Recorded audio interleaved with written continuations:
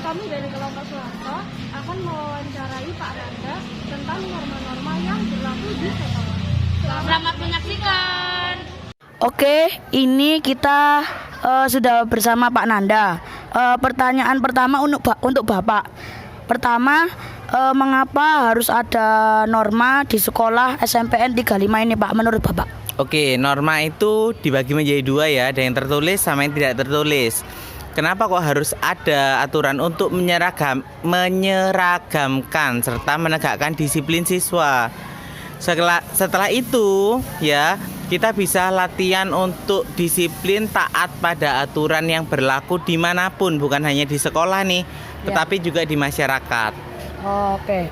Pertanyaan kedua, menurut Bapak apa saja norma yang ada di SMP Negeri 35 ini, Pak? Oke, norma yang ada di sekolah adalah yang pertama adalah norma agama nih, norma agama. Terus yang kedua adalah norma karakter. Karakter itu berarti terkait kedisiplinan, tanggung jawab dan sebagainya.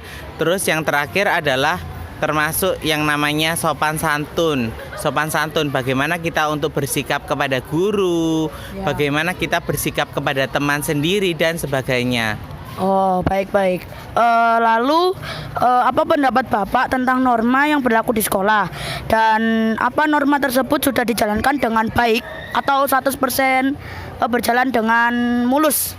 Oke, pendapat saya normanya itu sudah cukup baik. Tetapi perlu didisiplinkan. Masih ada beberapa siswa yang malas untuk menjalankan norma tersebut. Sekaligus banyak siswa yang melanggar. Misalkan nih, baju harus dimasukkan, tetapi ada beberapa siswa yang bajunya masih dikeluarkan. Yang pertama. Yang kedua, tali sepatu harusnya berwarna hitam, tetapi masih ada siswa yang menggunakan tali sepatu berwarna putih atau merah dan yang lain gitu. Baik, kita lanjut pertanyaannya. Apa dampak dari melanggar norma-norma yang ada di SMP Negeri 35 ini, Pak? Dampaknya itu bisa berlaku di masyarakat.